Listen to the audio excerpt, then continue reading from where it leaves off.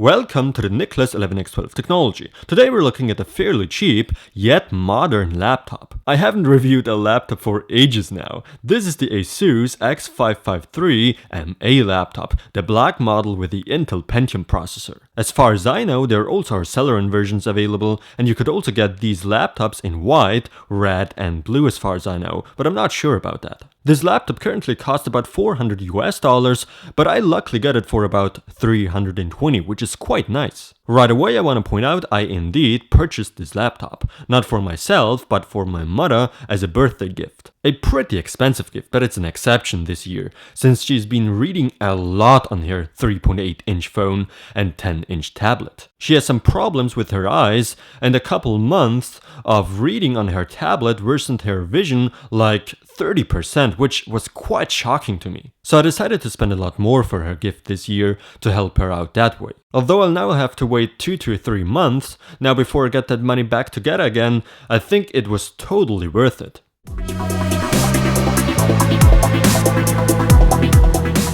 The laptop comes nicely packaged in this nice black box, and inside of it, of course, is the laptop itself, all the manuals, guides, and all its stuff, the driver CD, download the latest ones from the ASUS website, and last but not least, a small power supply. Ideal size to carry it around and put it into bags. Alright, first of all, you probably want to know the specs of this laptop. As for the CPU, the Intel Pentium N3530 quad core is used with a base clock of 2.16 GHz and a turbo clock of 2.58 GHz.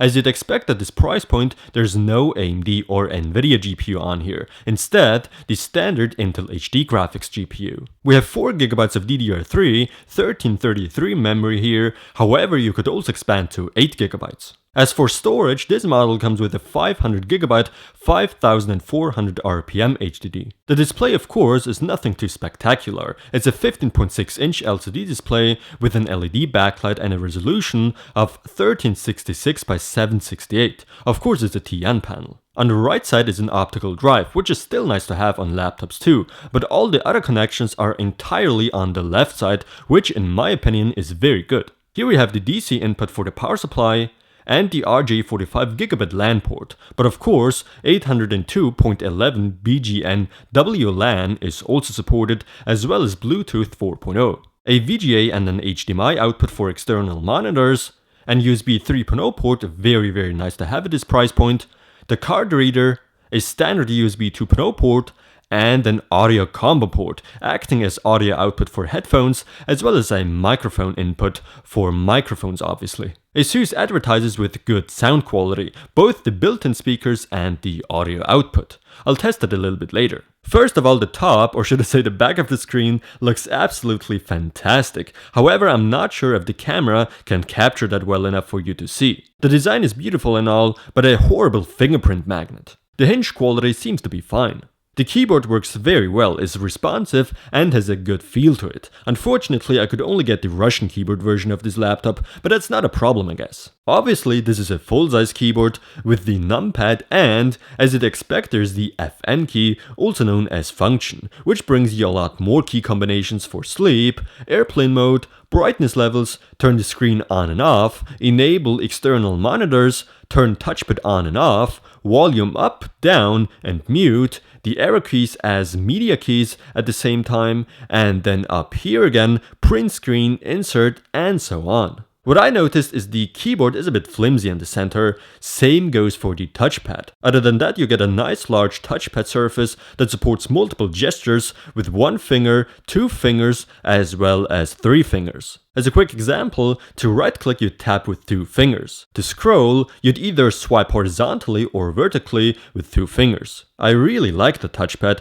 very easy to use. Also, by now you've surely already noticed the design here has that brushed aluminum look, something that I always love seeing, but that's plastic actually. In this case I'm glad it is, since brushed aluminum would be another fingerprint magnet and that wouldn't look very nice. As you can see, the laptop is fairly slim, and I really can't complain about the weight of just 2.2 kilograms, including the battery. Speaking of battery, obviously the battery can't be taken out. It's built in, it's a 2-cell battery. Doesn't seem to be that bad, but it would have been better if you could take out the battery. Although it's only a 2-cell battery, the battery life is totally fine in my opinion. You can definitely do web surfing or watch videos with this notebook for several hours. To some, the battery might not last long. In my eyes, however, a clear pass. It's always depending on what you do. Demanding stuff, of course, needs more power. 2 cells are enough for this low power laptop, with a power consumption of just 18 to 20 watts at max. The Intel Pentium N3530 only has a TDP of only 7.5 watts, therefore runs super cool with 37-38 degrees on idle and 67 to 70 degrees Celsius on full load. The laptop pretty much is dead silent, especially on idle, but even on full load, the fan is barely hearable. On the bottom are 2 vents on each side, and that's also where the built-in speakers are. However, there are no vents completely on the bottom of this laptop. Instead, the vents are located on that side, so the exhaust of warm air is no problem here, and besides, this means this really is a laptop. You can place it on your lap without any concerns. To measure the performance of this laptop, I ran through the 3D Mark Vantage CPU test. The Pentium processor scores about 5500 here, not bad at all. In Cinebench are 11.5, that are 1.87 points for the CPU and 6.66 frames per second in the OpenGL graphics test. So the CPU performance isn't bad at all actually, but the Intel HD graphics GPU is extremely weak. Therefore, gaming as you'd expect anyways at a price point of about $400 is not an option, and that's clearly visible here in the Unigine Valley benchmark. In my opinion, the performance of CPU and GPU is totally fine, but the HDD is really slow at times. I've seen much faster ones in cheap laptops. Besides, it's fairly loud, especially since the rest of the laptop pretty much is dead silent. Probably the biggest negative aspect of this ASUS X553MA laptop is the display. You know, I'm very critical when it comes to displays, and this one has awfully washed out colors, has lots of corny pixels with certain colors, the color accuracy is very bad,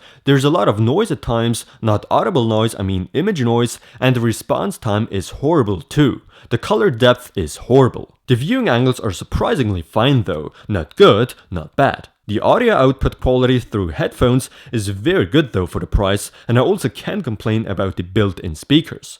ASUS kept their promise, definitely better than on most other cheap laptops. And I guess this pretty much wraps it up. This specific model came with no operating system installed, so I had to install Windows 8.1 myself. But as far as I'm concerned, these X553MAs are sold with Windows 8.1, mostly. So yeah, the ASUS X553MA is an okay laptop. Nothing special, but also not necessarily bad in certain aspects. The overall experience is average. The display is horrible and the hard drive is a bit on the slow side, but other than that, a completely fine laptop with great aesthetics, a good keyboard and touchpad, and a good amount of connectors, ports and all that stuff. The audio aspect is fantastic. The Wi-Fi signal receiver is a bit weak at times, but still fine. If you don't care about the display and slow hard drive performance, I would recommend this ASUS X553MA laptop. Thanks for watching, don't forget to subscribe, and visit nicholas11x12techx.com to see videos there earlier than on YouTube.